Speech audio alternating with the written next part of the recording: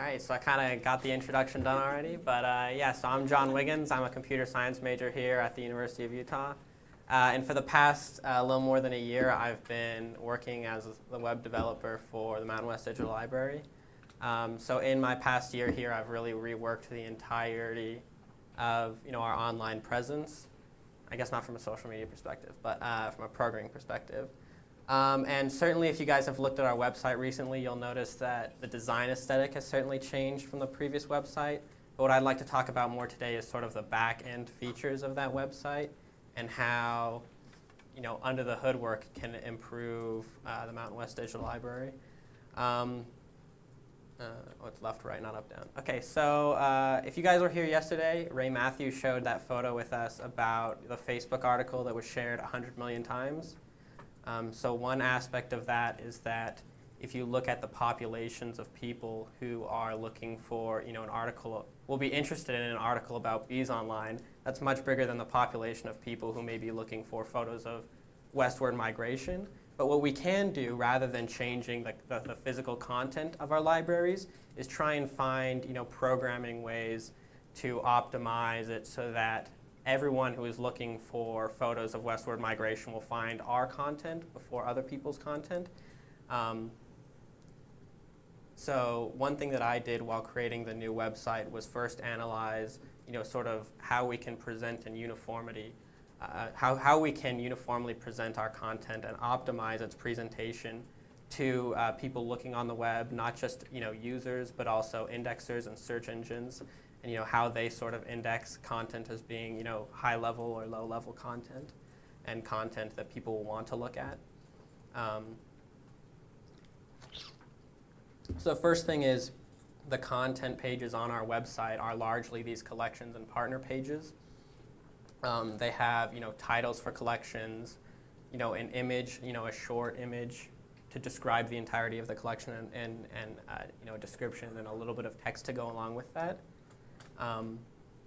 So what I looked at a lot in creating this new website was how we can change sort of the presentation and the way that our systems work with this and this sort of set information for each collection, and how we can best display that to internet users. So we look at the content and the way the content was handled on the old website when I first came in. It was run off a collection of PHP arrays. And so each content page had, some information. So we had a page on the server for each collection, and the page might have stored the collection text statically, but for maybe some key information about the collection, it would fetch it from a bunch of PHP arrays.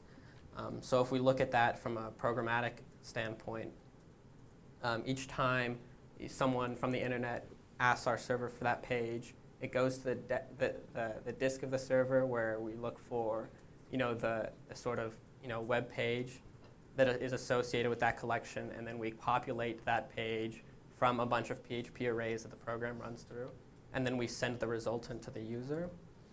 So to update each of those pages, sort of from a workflow perspective, we would have to go into the old web page and then each of the PHP arrays, and sort of update 5 different fields and 5 different sections of our server to make any change, make any addition or subtraction from our database.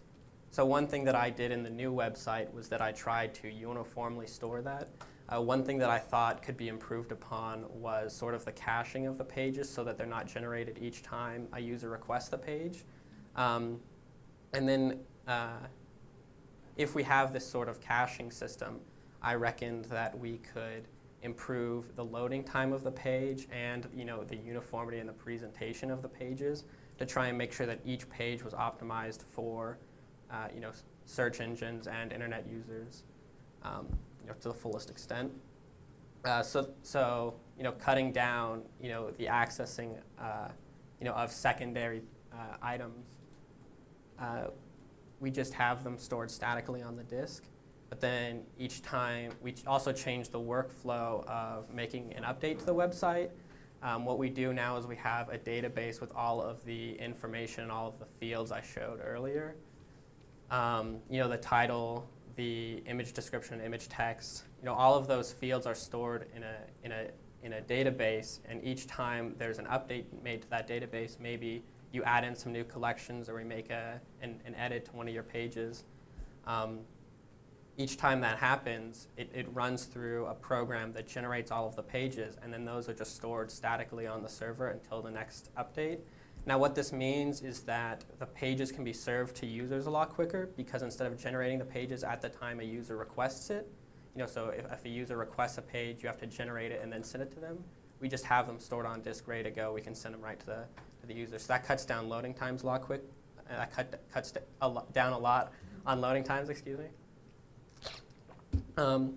Because it's now modular, every time we look at something and we think about how we can optimize the page for search engines, we can just make one change to the generation script, and that change will then be made to all of the pages instead of having to go through 2,000 or 3,000 web pages and change each way that each of the collections are stored on our website.